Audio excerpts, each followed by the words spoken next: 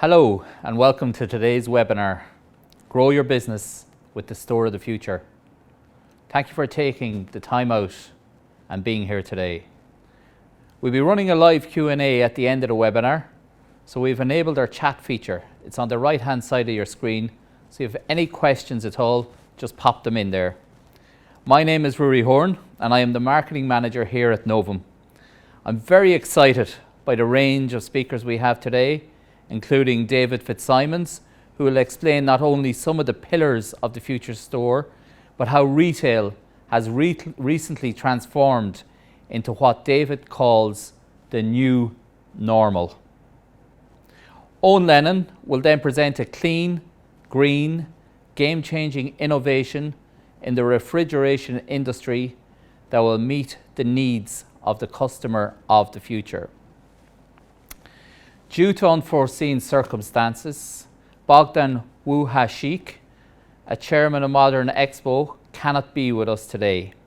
However, we are delighted to be joined by Piotr Kraśnicki, Sales Director and member of the board of Modern Expo. Piotr is a professional with over 12 years of experience in sales to the B2B sector and an excellent knowledge of modern trade in the international retail environment. He will be giving us a fascinating presentation on how smart vending is a highly important weapon against COVID-19 and will play an important part in the store of the future. Without further ado, I would like to pass you over to Jim Greene, CEO of Novum. Good afternoon, Jim. A big welcome from Dublin to all our guests from all over the world, literally stretching from Russia, Poland, Myanmar, USA, Canada, and many of our close neighbours in Europe. Thank you very much for joining us. We're delighted to have you. What a fantastic turnout, and I hope you will enjoy the occasion. It'll be both thought-provoking, interesting, and above all, enjoyable.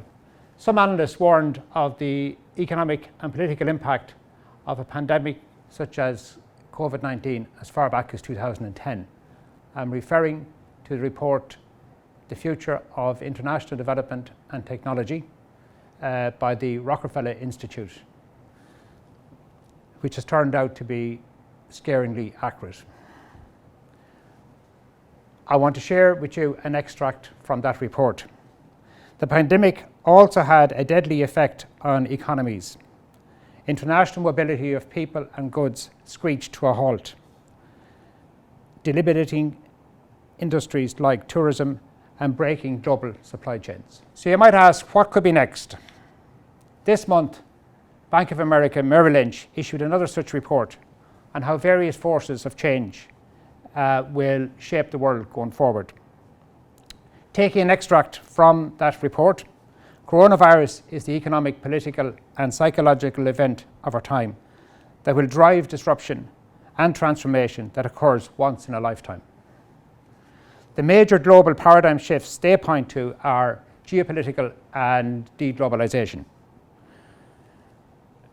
This is underpinned by a few dynamics that are happening. In particular, the deteriorating relationship between USA and China, and referring specifically to the splinternet tech war and the diverging approach to the COVID-19 crisis. Secondly, the decline in OPEC and the influence those countries are having on the world at the moment, and the growth of renewable energies. The return of manufacturing to the West, which has been happening prior to COVID, but certainly will be accelerated after that. And then see an increased focus on sustainability, social impact, and climate change, which will be accelerated by the deglobalization process that's going on. With this type of unprecedented dynamics at work across the globe, I hope this webinar will give you a better understanding of what should be keeping you awake at night, or even more importantly, giving you ideas and solutions that should be getting you up early in the morning. Now, a little bit about Novum. For over 60 years, we've been redefining refrigeration technology for the frozen food retailers across the globe. Our purpose at Novum is to be dedicated refrigeration partners with a passion for excellence and driven by passion. We are bringing a game-changing, radical innovation we call Leap to the market.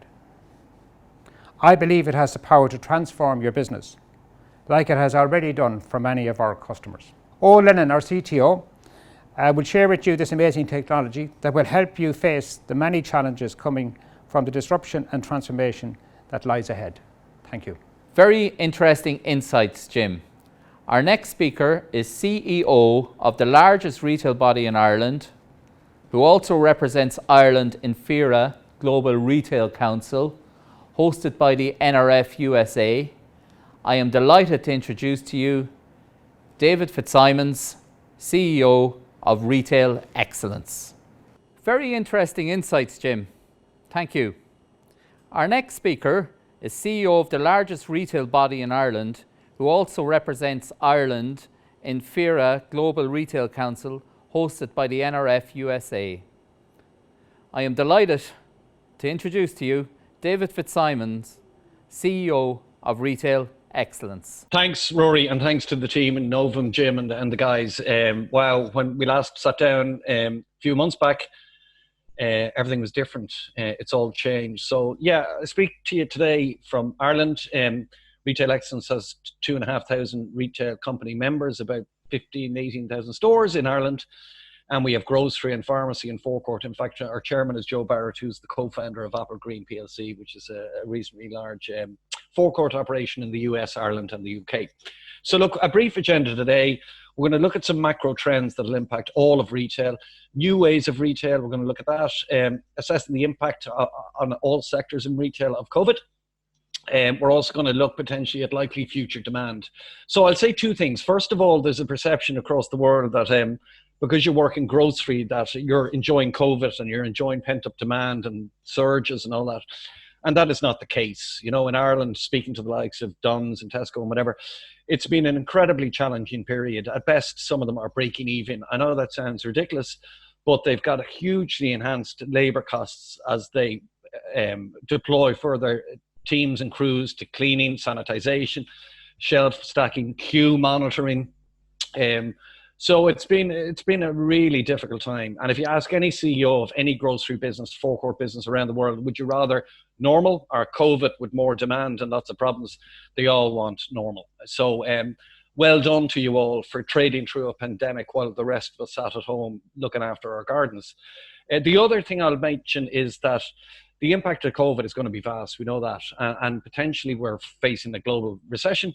And thus, how other businesses around your business are impacted by COVID will impact your business. So, you know, if you're in a microeconomy that's dependent on visitors like Florence or Paris or Milan or County Kerry in Ireland, and you're in grocery, you're going to struggle in that everyone locally has lost their jobs potentially, and you know, the economic outlook potentially is not great. So look, I just want to talk about some macro trends that we're seeing today in Ireland and across Europe. Number one is home working is going to be incredibly prevalent. So you have CEOs of major global companies saying it's going to remain permanently. And what's that going to do? Well, obviously it's going to lead to significant footfall depletion in major urban areas where people used to work, Dublin, Cork, and potentially increase footfall and consumer activity in commuter towns and locations where people used to travel from to work. And what does that mean? It means that we're going to stay at home. We're potentially going to visit our local town, go to the butcher's, go to the grocery store. But we're going to be buying way more convenience, newspapers, cigarettes, lunch rolls, coffee in our local town. And urban areas and grocery stores and symbol groups in predominantly urban areas are gonna see footfall declines and demand declines, and that's just a fact. We've all invested so much in delivering amazing shopping experiences in retail and grocery, and we, you know, provenance and piled high, and just a really beautiful, emotionally tactile, experiential, social thing. And if you look at the likes of Noel and Fresh and all these guys, retail is not about that anymore. It's mundane. It's horrible. It's functional. People are walking into stores with shopping lists. So if you're the owner of a big department store with a beauty hall and you want to put on, makeup demonstrations and fashion shows, that's all gone. It's all gone. So the difficulty in grocery and all other retail sectors is today it's going to be functional and pretty horrible, and we're all going to remain a bit scared. And all of that investment in being the absolute best in retail and having the customer at the very heart of our business, unfortunately, is put on pause. We're going to look quickly now in a second at new ways of retailing emerging across Europe. We've rethought everything in our lives as people. And in Ireland, we see people staying at home and thinking about what's important to them. And a lot of them are talking about supporting local business, supporting independence. So potentially that might have a negative impact on some of the large PLC type grocery retailers, and a more positive impact in terms of the independent retailers. Put in a thing there about the fact that there's no weddings, no funerals, there's nothing to go to, nothing to do. So the whole consumer activity and all of that, for those of you who sell B2B into catering and all that, that's all gone. So, but finally, we're all social creatures and we all want to get out to the pub, to the restaurant. We all want to enjoy amazing social and shopping experiences. So the Irish retail industry, both food and non, and indeed across Europe and the world, we will get back to that at some stage. COVID-19 will be a distant memory, and normality will at some stage return. Okay, so just quickly, because you guys potentially need to consider some of these trends, we're seeing lots of retailers potentially open across Europe in Argos style mode, which means there's a counter, all the product is behind, and you don't get to touch anything, because obviously potentially touching product carries risk. Number two, the exponential growth in online. We see that obviously in grocery in terms of slots available and whatever. We're seeing restaurants potentially reopening online, where you basically can order a meal, it's delivered. We're seeing online changing to have telesales and chat functionality. So potentially in grocery, instead of just going online and putting stuff in a basket, there's an opportunity there for consultation, especially for grocery retailers that are selling non-food elements like textiles, homewares and whatever, where there is a necessity, it's consultative purchase, there is a necessity to have a chat with the customer and talk to them about the fact that you have a new homewares range or whatnot. So they're not just buying an FMCG brand, they're obviously buying a consultative type product. This is something for grocery to consider. Reservation-based retail, appointment-based retail. So there is a significant population across Europe today who are elderly or who have underlying medical issues. And I know we've done slots available for these type of people already, but potentially, and especially for non-food like homewares, textile, that kind of stuff, potentially we're going to see reservation only. So which means that we're given a time and a date for a specific customer. They know and are guaranteed that there's only going to be 5 other customers in the store. They know exactly what colleague they're going to meet. We've kind of online, we've kind of sense checked what they want to buy, what their budget is, and when they roll up into store at that time, everything's safe and they feel reassured. Next is drive-through. So drive-through is not just for McDonald's, guys. So potentially we will see grocery retailers doing click and collect in a very, very sophisticated, efficient manner, which is you do your order. It doesn't go out in the van. The customer comes, they park outside Tesco or whatever it is in parking bay 7. And they've given their time of arrival, so somebody wheels out their shopping and off they go. We don't interact with them. We just open their boot and off they go. So that potentially will take some of the pressure off logistics in terms of delivery.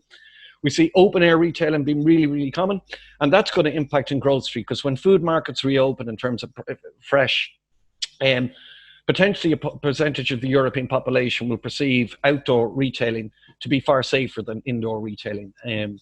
And that's it. We're seeing obviously payments and all that change. So we've our own bank AIB in Ireland have just launched a payment by text service. So again, no sharing of credit card details online or indeed over the phone. So look, I put in a picture of Lush. So this amazingly tactile, experiential, oh my God, lovely packaging, lovely products, smell it, touch it. That's how they're reopening the UK today. So counters, everything's behind, Argos style. I happened to put this in because a buddy of mine owns this pharmacy in Waterford in the south of Ireland. He happened to open up a drive-through pharmacy. So it happened to coincide with COVID. They have been flat out busy. So I'll say it again, this is the future. You mightn't be able to build this in the next 2 weeks, but certainly marked bays in a car park where people park up and to collect medicines, grocery, potentially will help serve a proportion of the population, and especially those that are a bit concerned. Potential impact. So on the y-axis, we've got the time to recover, and on the bottom axis there, the need to adapt. So obviously the top left, tourism, it's going to take a long, long time for tourism. I reckon it'll take 3 years for a visitor-facing retailer to do 1 year's revenue in Ireland today. Up top right, entertainment, so cinema groups, they're talking about opening in the midterm, but look at the level of adaptation they need to do. They're reducing down the number of films by 60%, so there's no rush or queues in the foyer area. The first Hollywood movie to come out across the world is the 16th of July, and everyone knows it's going to flop because we need to distance. So we've a third of seats in cinema available for sale. So I know what the film is, and they already know they're doomed. And then bottom left there, everybody else is kind of reopening and thinking about how we adapt and when we reopen. So obviously grocery and pharmacy have led that. In fact, in Ireland, I met with our government about 10 days before we shut, and I criticised them and said, you know, look at Germany, look at Italy, look at Spain, look at people are buying pharmacy and grocery in Spain and Italy today, and yet we're browsing handbags in department stores. It's nuts. So they finally decreed that we all shut, and we did. I put in a slide just to depress everyone. So we did a big survey with loads of CEOs in terms of the outlook for different sectors of retail in Ireland, and that's it. It doesn't include grocery. It does include pharmacy, because you can see there they're predicting reductions. So the first columns are in-store predicted revenues for the period end of this year, all of next year. The second column is online predicted revenues. So there's big bounces there, especially in fashion. You can see that. It tapers back a bit in 2021, but it's fundamentally shift forever. That's it. And then finally, total revenues. In one sentence, Irish retail will be down 30% this year, 20% next year. It's going to be difficult. Lots of jobs. We're predicting Irish retail losing 160,000 colleagues. And guys, that's going to impact hugely on Dunn's and Tesco and SuperValu in Ireland today. Fact. And all the symbol guys who are big into lunch and delis and all that, people not going to work because they've lost their job, people not going to work because they're working at home. It's all very, very different in terms of the landscape. Okay, so final point, likely demand into the future across all of retail and indeed all of business. We're seeing the pent-up demand phase initially where garden reopened, DIY reopened. Obviously, you guys in grocery saw it at the start of the pandemic. And that all works its way through, and that's great. And people are 10, 15, 20, 30, 100% up. But after 2 or 3 weeks, we get into the subdued demand phase, and that's where we start falling. And we get to a point where recovery commences. And I'll make the point again there that microeconomies around Europe today that depend on tourism, all of that economy is fundamentally in trouble. And last point, probably shouldn't be in here, but one of the solutions that the government accidentally stumbled across in Ireland today is that we're today allowed warehouse all of our tax. So our employment tax, our VAT, and we don't have to pay it. We do a return, but we don't give them any cash. And potentially that's going to be the savior for all SMEs and lots of businesses in that the state, the collector of all revenue, all taxes, is going to let us slowly pay that in time and potentially will become the biggest lender in society today in Ireland. So that's a quick look at what's happening generally in retail, hopefully giving you guys some insight around grocery. But look, it's concerning, and we don't see lots of people coming into grocery in Ireland for the next while, treating themselves hugely and wanting certainly to enjoy tactile, emotional, brilliant experiences. But we'll get through it and we'll survive. So thank you. Thank you, David. Great tips on how to cope in a rapidly evolving environment and what the future looks like in regards to new normal. Our next speaker is Mr. Eoin Lennon, Chief Technology Officer at Novum. Eoin will provide solutions to problems that are probably keeping us all awake at night. Over to you, Eoin. Right. Hello, everybody. Welcome to Novum. Welcome to Novum's webinar on the store of the future. I'm Eoin Lennon. I'm the CTO at Novum, Head of Research and Development, Chief Technical Officer, whatever you want to call me. I'm the guy who gets blamed if anything goes wrong. So, What could the store of the future mean to you? There's a lot of ideas out there. There's a lot of stuff happening. There's IoT, facial recognition systems. Some of this stuff is good stuff. There's other stuff like zero energy stores, net zero energy. That's one I want to be involved in. We're working towards it. We've always chasing low energy, but zero net energy would be a good one. Staff-free stores. There's even things like crazy flying shopping trolley ideas. Some of it's mad, some of it's good. But everybody, I think, will know some ideas have different ideas what's useful to them, what's going to work in their retail situation, and what's not. So the question is, what can Novum do for your store of the future? Well, we believe we've got game-changing refrigeration solutions for your stores. We have the Novum Leap technology, which by its name leaps forward in technology. It leaps over previous defrost systems and a lot of traditional refrigeration solutions and the problems within them. It's a fully patented system, but we'll come to that in a bit. I'll just talk about what led us to develop Leap. We were looking at global trends. We were looking at, in particular, customer pains. And one customer in particular came to us with an issue that they wanted addressing. This was around defrost scheduling, defrost routines required in their stores. The larger retailers may have lots of stores, which means lots of staff, which means lots of cabinets, and the defrost routines can become quite a lot when you start to add them up and multiply them up. Was our oldest customer, Pickard, who would have a running fleet of between 60 and 70,000 of our cases in their stores across their fleet. So the defrost scheduling on the old cases was an issue for them. But we're also looking at climate change. We're all aware of it. It's not a theory anymore. We can see it. It's happening. It's here now. The need for energy efficiency, energy reduction. No matter how clean we can produce our power going forward, we all need to think twice about how we're going to use it and minimizing the use. Service issues.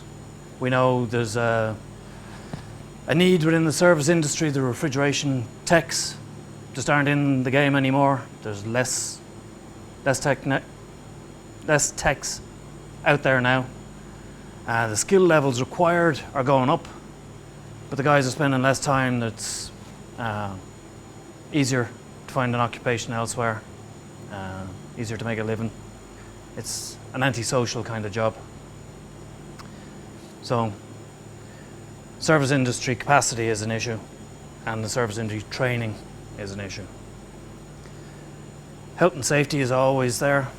We always design, it's our top criteria when we're designing cabinets. Food integrity, the temperature requirements within our cabinets. We always ensure that is primary. The food is properly maintained at the right temperatures within our cabinets. It's always number one. We never lose sight of the fact that it's a display cabinet. And it has to sell food for you guys. There's other store staff issues, the routines that I mentioned earlier. There's lots of routines in stores. Adding another one for defrost scheduling is crazy. And then we consider the customer of the future, your customer of the future. They're here now. They're the younger generation. They're social media aware and social media active. They're very climate aware and very active, very conscious of the environment. And they want to do business with retailers that they see as being proactive in looking after the environment, doing their bit for climate change. So that's something to consider as well. Being seen to be doing your bit, as well as actually saving money behind the scenes, is great, but being seen to be doing it is another. So, but they've also now got a new consideration. In this new world we find ourselves in, safety has now become a primary concern for the moment and probably into the future. Safety, contact points, contamination, people spreading viruses or germs or whatever. It's not just the COVID. And we've been looking at developing antimicrobial coatings for the lid handles on our cabinets, and possibly chest frame points where people may make contact with the cabinet. Also, the handles on the sliding lids, same thing, same issue. Contact on the chest frames, and to the future, maybe even automating the lid. So when you walk up to a cabinet in the future, move your hand, the lid will automatically open for you. No contact, no touch.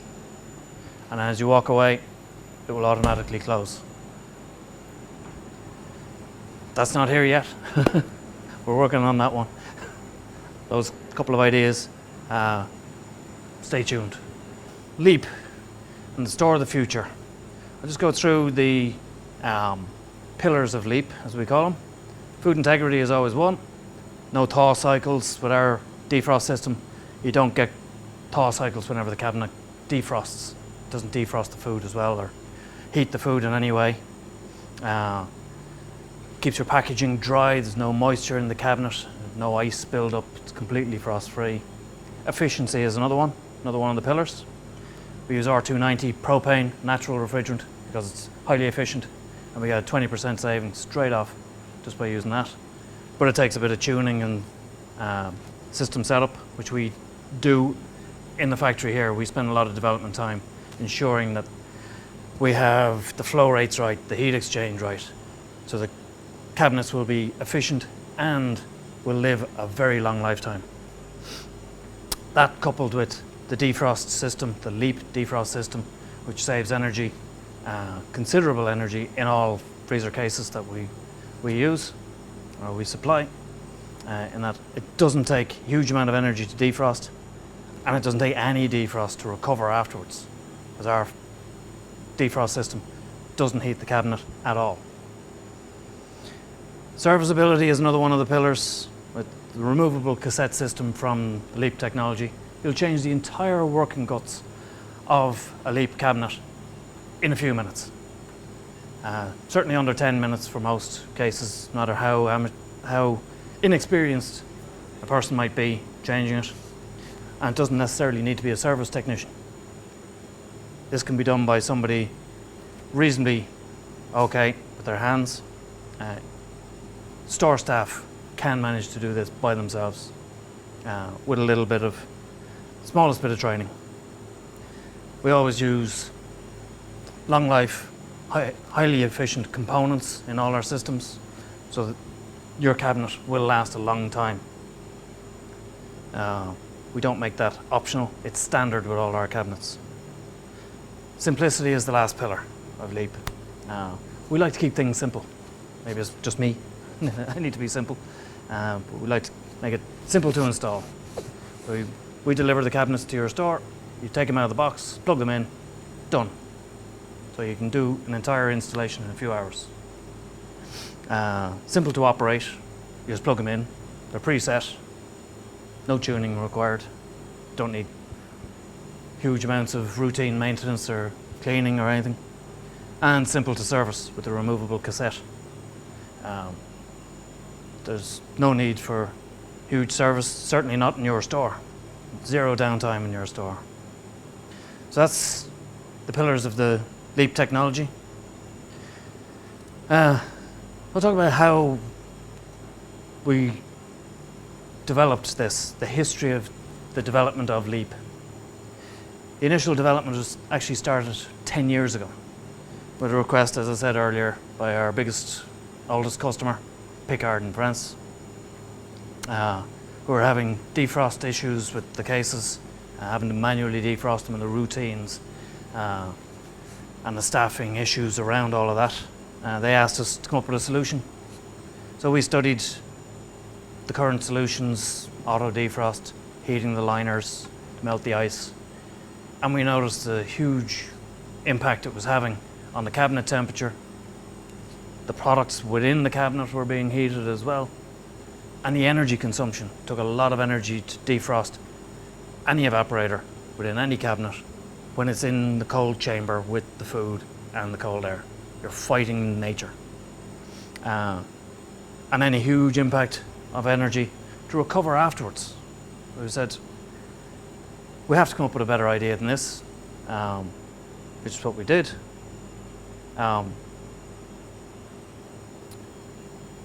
So the LEAP idea was born, and it's taken, that was 10 years ago.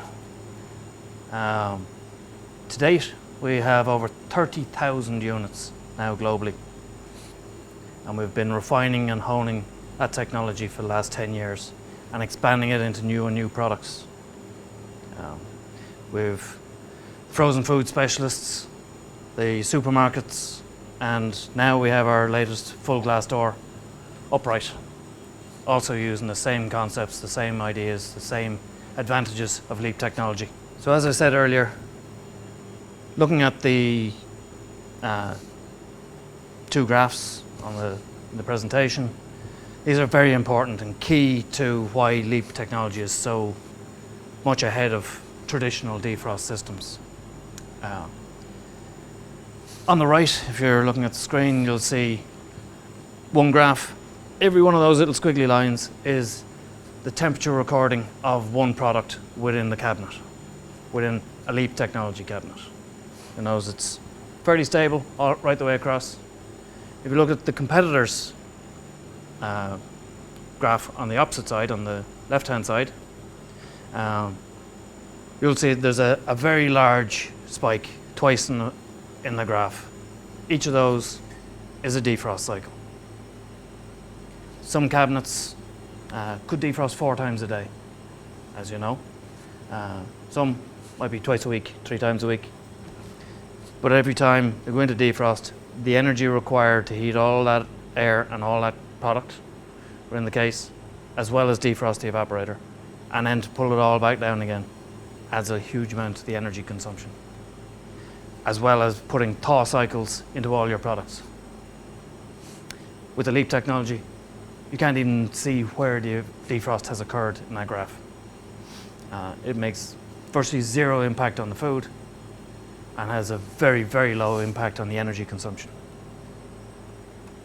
So it literally leaps the competition, leaps traditional systems.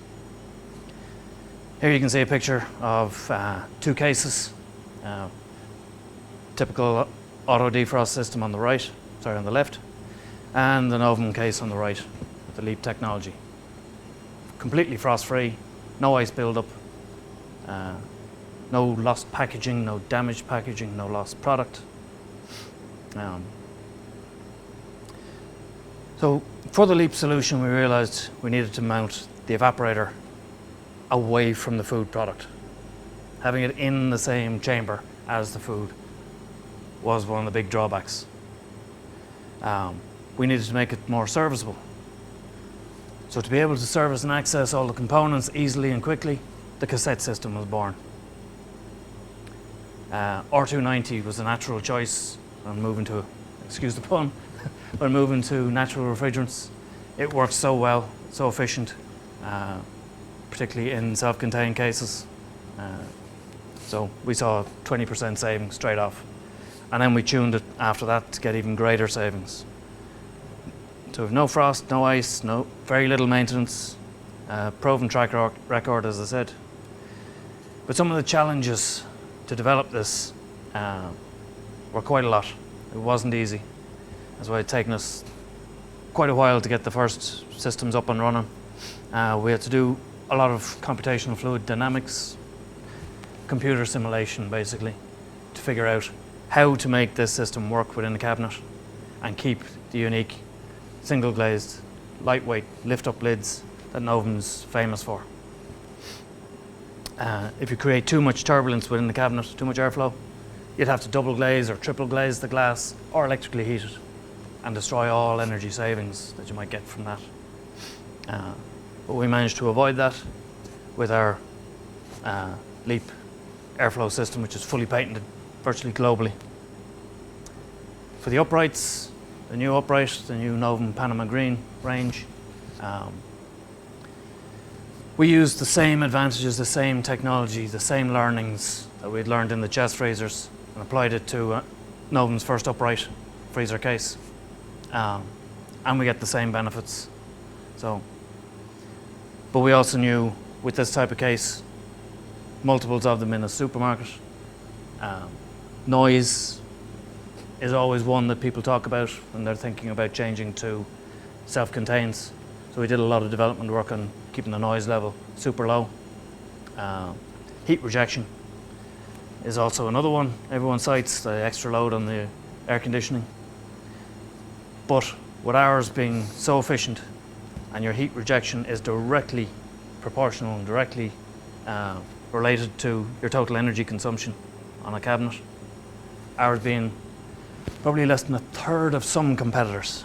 Some of the competitors out there with similar size cases using 3 times the energy of our Novum Panama Greene upright. So with the lowest energy, which equals the lowest heat rejection, and the noise level is virtually inaudible.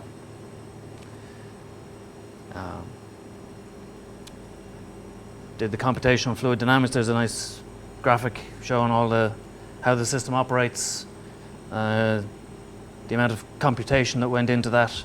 I can tell you was a lot. And that's the core of the patented that system. It's unique.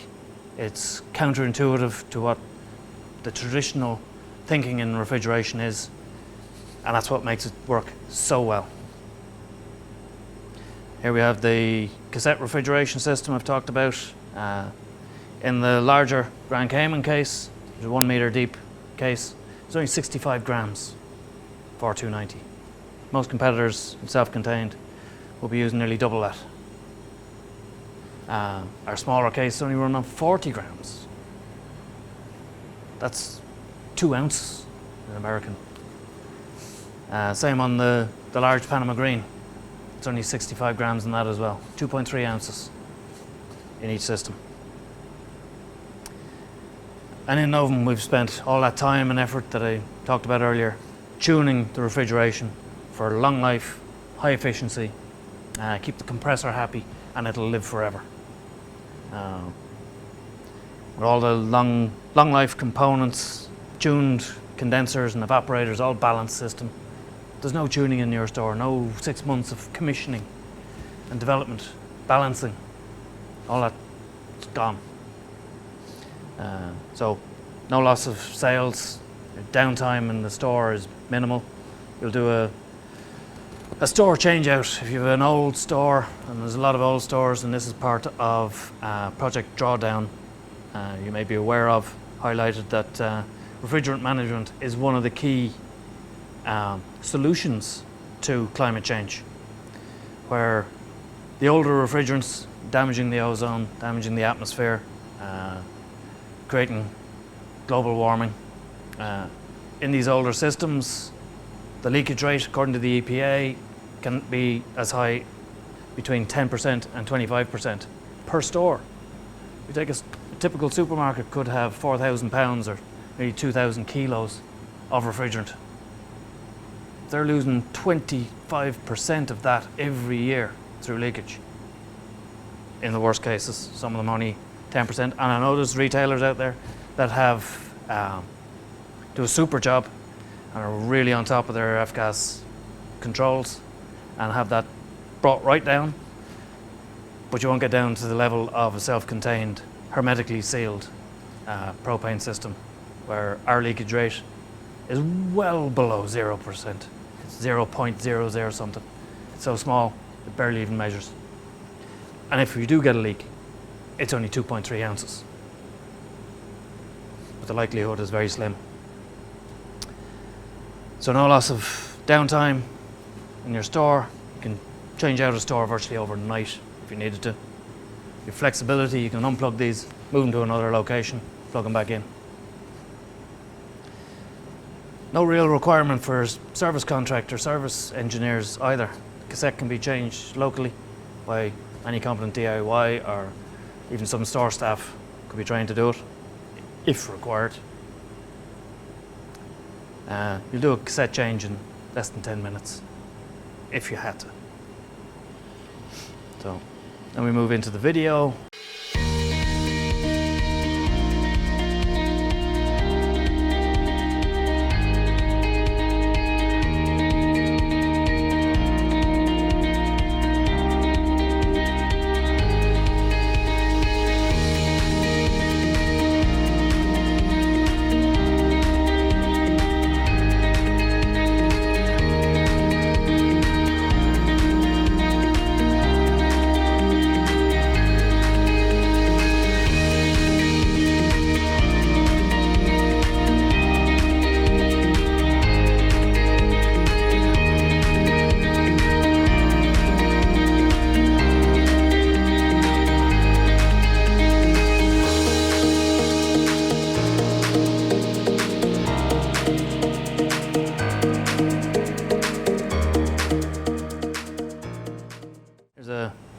Shot of a typical low temperature pack or cases in a supermarket where you've lines of full glass door, you've got chest freezers or coffin cases, all with the same issues: evaporator coils, icing up, and periodic case cleaning, a euphemism for defrosting the evaporators when they've iced up, or the drains have blocked and iced up and frozen.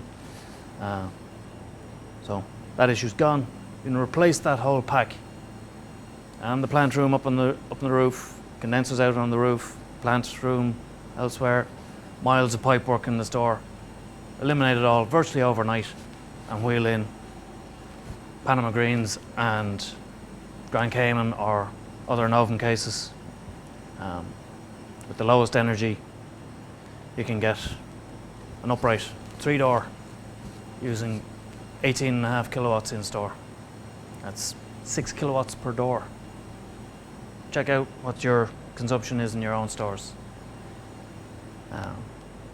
The Grand Cayman, typically 4.2, 4.1 kilowatts per day, including lighting. So your lowest capex costs and installation costs. You don't have half a dozen trades involved. You've literally just got to wheel them in, plug them in, and they're done. Your lowest energy costs, so your long-term costs, are going to pay back the capex in this in months, and your service costs are gone. So, Novum, Leap Refrigeration, the refrigeration of the future. Available now.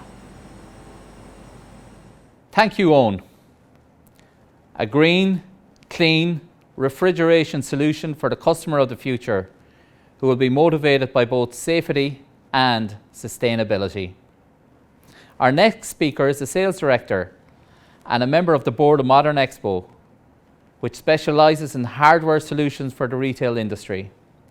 It is with great pleasure I introduce to you Mr. Piotr Kraśnicki, who will provide you with a fascinating insight and a highly effective solution to the threat of COVID-19 to your business. Hello everyone, thank you for the introduction, and it is my pleasure to participate in this webinar. That gives me an opportunity to share with you my thoughts of the future of the retail. Of course, it is hard to predict the future, but there is one thing that we can be sure of, and it's a change.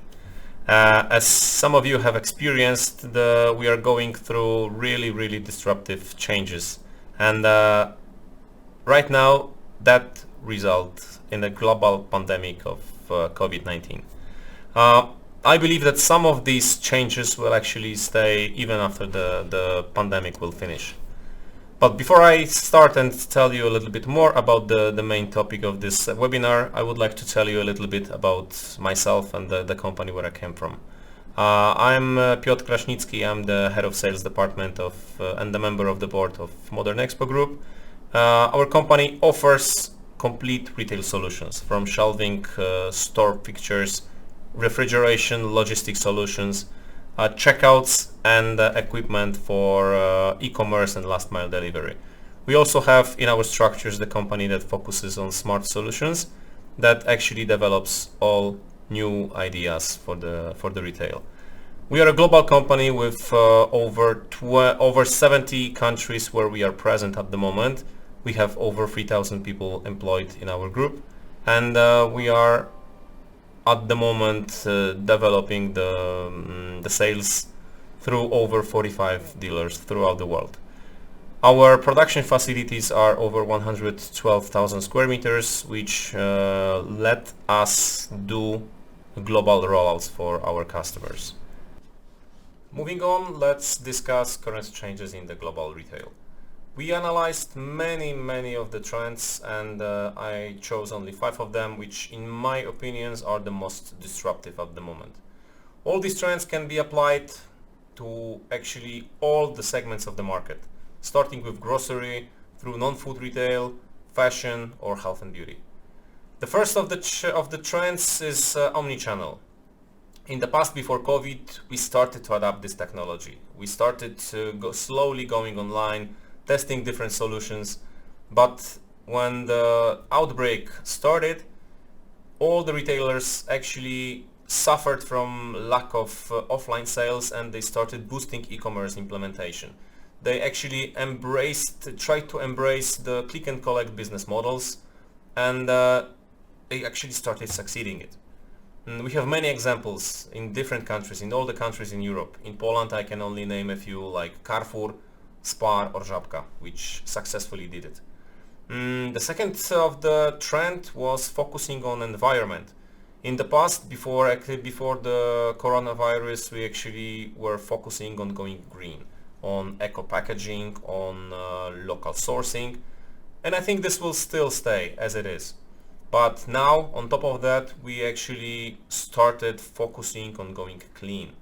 We started focus on hygiene and sterilizing surfaces, and because people are and were afraid, it will continue in some form, one or another, after the COVID-19 finishes. The third trend is actually frictionless experience.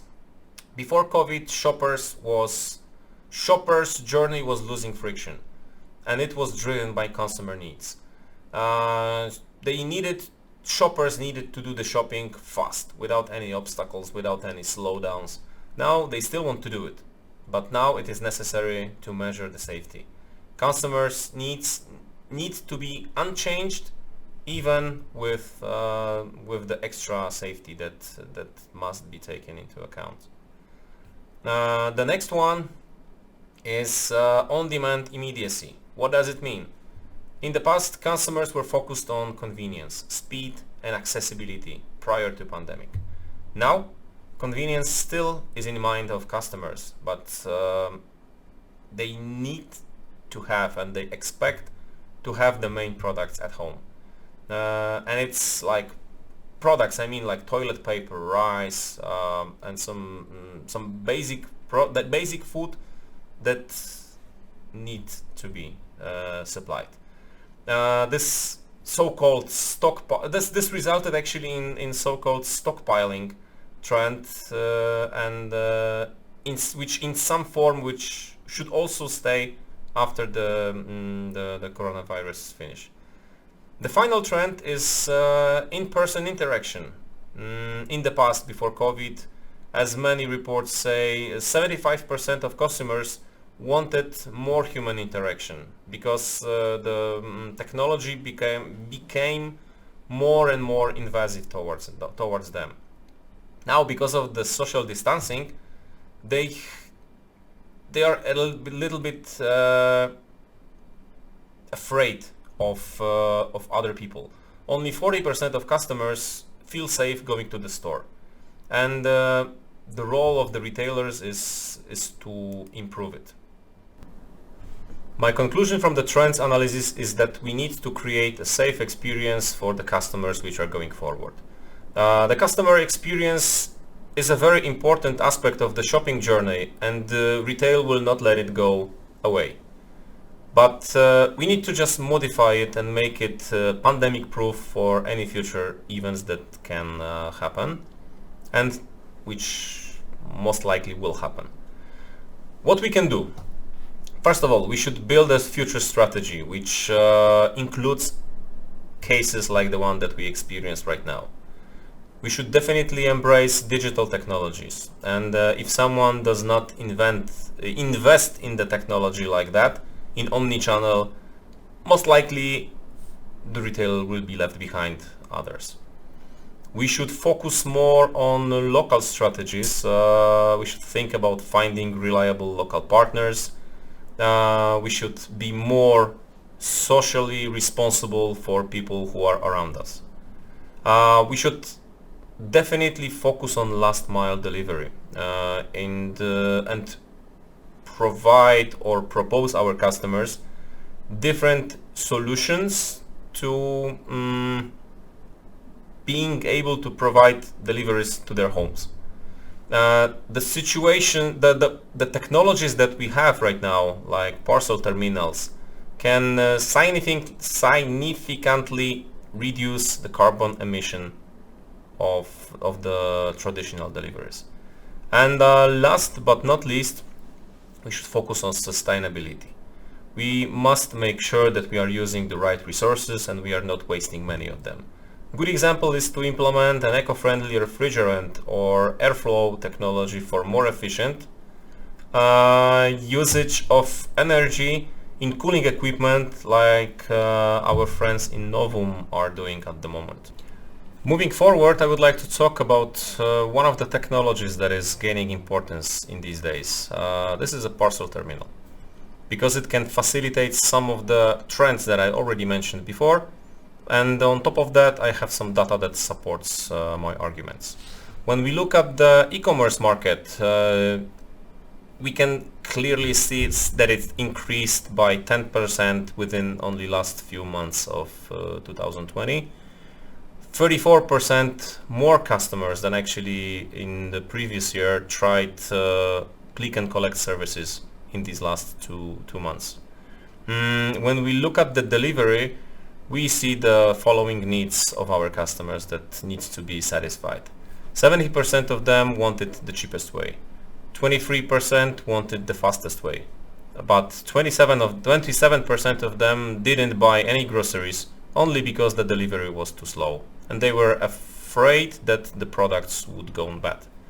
When we look at the parcel locker market and potential, we can see that by 2025 the market of parcel terminals will be over $2 billion, and it will be 3 times more than it was in 2017. 60% of this market would be located in Europe. What are the main roles of the parcel terminals? Before the pandemic, before COVID-19, actually that was the reduction of the last mile delivery costs and time. The second one was bringing courier services near to you. Before past COVID, these two things will also stay, but there will be a couple of more that actually will be more and more important. First one is minimizing the social interaction, because if we buy products online, we can actually take them from the terminal without being in contact to anyone. Then the second one is facilitating click and collect services. And actually the last one, but I think also quite important, would be enabling e-commerce for physical stores. So you can imagine that one of the big retailers that you have opens the parcel terminal next to your neighborhood. You could order products online and actually have a short walk with your dog to pick it up from the machine. What are the main uses of the parcel lockers in traditional retail? First one is a typical click and collect station, where you can actually buy online and pick up inside of the store. Then the next one is a courier services, where you can when you can send the parcel to the receiver. And the last one, but also very useful, is like a return station for goods that you bought online, but you would like to return it to the retailer. What are the additional opportunities beyond typical standard parcel terminal is when we focus on safety. We can integrate it with phone application so that you don't need to touch any touchscreen or the keypads. We can integrate sanitizing stations, which we also have in our offer, to distribute next to it masks or disinfection liquids. When we focus on grocery, we can actually integrate FreshBox technology, which will keep your products fresh. In our portfolio, there is also a very typical type of parcel terminal, which is a combination of refrigeration and a typical neutral box. You can, in this case, you can deliver fresh products, being sure that they will not go bad. Additionally, you can also focus on upselling. If you put next to the parcel terminal, if you put a vending machine and offer some impulse products, you can increase your sales by users, where you can actually buy extra bottle of Coca-Cola or a snack. So now you may wonder how the ideal parcel locker should look like. If you look at the screen and my presentation, you will see, going from the left, it is a sanitizing station where actually you can clean your and disinfect your hand before or after using the terminal. Then you have a dispenser of masks. Then you have a typical control unit where you can actually pick up or send the pack. Next to it you have a couple of models of vending machine where you can buy drinks, snacks or other impulse products. And in the next 3 columns you can see a typical modern Expo FreshBox terminal, which keeps products cool, frozen, and each of the columns has an independent temperature depending on the product which are inside. And the last is a typical neutral locker where you can deliver or send or pick up the traditional parcels for postal deliveries. And the last question to discuss is how actually the retail business can start integrating parcel terminals into their business models. Well, first of all, you need to understand your omni-channel needs. Do you have the strategy for it? Are you using click and collect, or do you have a full e-commerce stall? If not, then of course you need to develop it. You need to set up a strategy. You need to think and how it will improve your business. Then you should integrate online store with parcel locker management software, in which in this case we are also able to help you with. Then the next step is a testing phase where you see how it works. You are analyzing your customer feedback, and only on a small scale with 1 to 5 units, maybe not more. And if everything is good and works as you planned, then actually you can deploy a large rollout plan. In the large plans, you can actually use our capacity, where Modern Expo is able to produce over 2,000 of such terminals per month. I truly believe that parcel lockers are one of the answers to the needs of the future. They can help fight the pandemic by making the social distancing more and more popular, and that the integration with the machine can be touchless. In my opinion, the parcel lockers are a highly effective weapon against COVID-19 and a great tool for retailers in digitalized world. Let me know if you have any questions, and I will gladly answer them during the next section. Thank you very much and have a nice day. Well, from these insightful presentations, we should be in no doubt, but we're in a time of unprecedented change. We're hearing about bulk buying, big shops, less footfall in shops, huge increase in the sale of frozen food as people bulk buy and restock their domestic freezers. We're hearing about increasing role in technology likes of parcel tech from Modern Expo. We at Novum are working closely with our customers on developing solutions and deploying our LEAP technology to new innovative products and applications. My thanks to David, Piotr and Eoin for their excellent presentations, and above all to you, the participants, for your time and interest in this event. Thank you very much.